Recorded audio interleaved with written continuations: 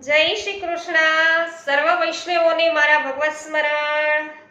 પુષ્ટિ સત્સંગ ચેનલમાં સર્વ વૈષ્ણવજનોનું સ્વાગત છે. વૈષ્ણવો, અષાઢી બીજ રથયાત્રાની સર્વ વૈષ્ણવોને ખૂબ ખૂબ મંગલ શુભેચ્છાઓ, મંગલ બધાઈ.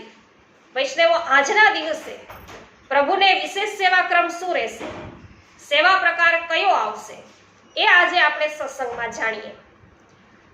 તો વૈષ્ણવો, આજે મંગળાના દર્શનમાં શ્રીજીને શ્વેત ઉપરણો અને સુવર્ણ જારી છે એ ધરાવવામાં આવે છે. તો પ્રભુ આજે શ્વેત વસ્ત્ર શા માટે ધારણ કરે છે એ તમને આની પહેલા છે એક વિડીયોની અંદર જણાવવામાં આવ્યું છે કે જેમાં રથયાત્રાનો પુષ્ટિ માર્ગમાં શું મહત્વ છે એમાં. તો મંગળા આરતી બાદ પ્રભુ છે એને આમળા, ફૂલેલ, ચંદનથી અભ્યંગ કરાવવામાં આવે છે અને સિંહાસન, જારી, બંટા, ચરણ ચોકી એ સર્વ છે ચાંદીના આવશે. ખેલ સામગ્રીમાં પણ ગેંદ, દીવડા પણ ચાંદીના જ છે એ પ્રભુને ધરાવાય છે. સુગંધિત જળ છે એને માટીના પાત્રમાં ભરીને સફેદ કપડાથી ઢાંકી અને ચાંદીની તસરી પર છે એ પ્રભુની સન્મુખ થાય. રથયાત્રાથી લઈ અષાઢી પૂનમ, આજે બીજ હોય તો બીજથી લઈ અને પૂનમ સુધી રાજભોગમાં પ્રભુ સન્મુખ રથ રાખવામાં આવે છે. શ્રી ઠાકોરજીને સુવર્ણ કિનારીવાળી એટલે કે સોનેરી કિનારીવાળા વસ્ત્ર, પીછોડા પણ સોનેરી કિનારીવાળા, સફેદ કુલ્હે, સાથે સાથે 5 જોડની ચંદ્રિકા છે એ ધરાવાય. આભૂષણો છે એ આજે ભારે આવે, સાથે સાથે મોતી અને પન્નાના 2 પરતવાળા આવે, એ પણ ધ્યાનમાં રાખવું. ઠાડા વસ્ત્ર છે એ કેસરી અને શૃંગાર છે એ ચરણારવિંદ સુધી આવે. આજે શ્રીનાથજીને ચોટીનો શિંગાર છે એ નથી થતો. ભોગ સેવામાં ગ્વાલ ભોગમાં ગુંજા, બાસુંદી, ઉત્સવ ભોગ પણ આ ગ્વાલ બાલમાં આવે.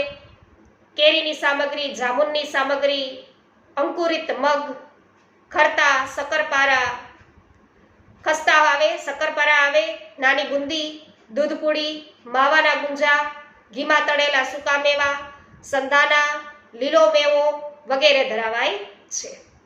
રાજભોગમાં છે ડાકનું રાયતું આવે. તો આજે આ રાયતું છે એ ધરાવાય છે. અને અંતિમ વખત, આજે અંતિમ વખત ઉષ્ણકાલની સામગ્રી એ સતુવાનો ભોગ છે એ પ્રભુને ધરાવાય. આ તો છેલ્લી વખત છે ધરાવવામાં આવશે સતુઆ. અને મનોરથના 1 દિવસ પહેલા જ રથને રંગબેરંગી રેશમી વસ્ત્રો છે એની ઝાલરથી સજાવવામાં આવે છે. રથની પીછવાઈ અને ચંદરવા લાલ રંગના અને બીજી પીછવાઈ અને ચંદરવા છે એ સફેદ રંગના હોય. રાજભોગ આરતી બાદ પ્રભુને ગાદી, તકિયા સાથે જ છે એ રથમાં બિરાજમાન કરવામાં આવે છે.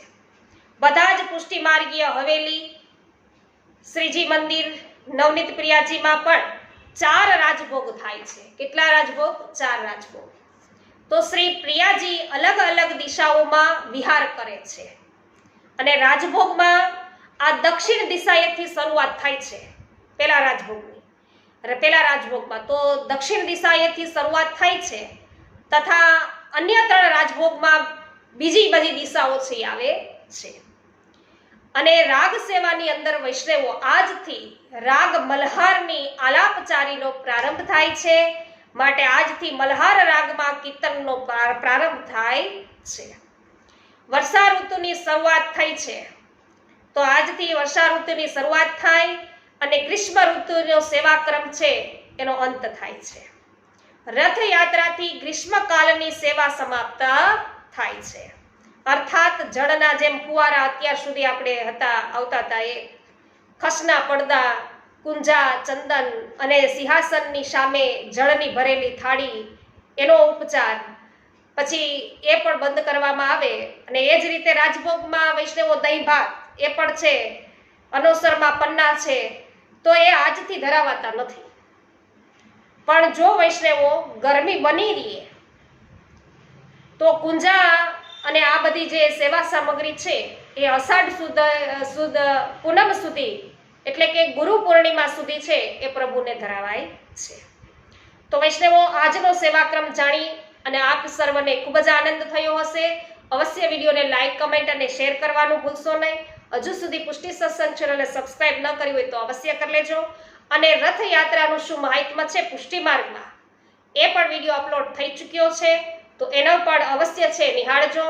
આજે સર્વને મારા જય શ્રી કૃષ્ણ. શ્રી વલ્લભાધીશ કી છે, શ્રી ગોવર્ધનનાથ કી છે.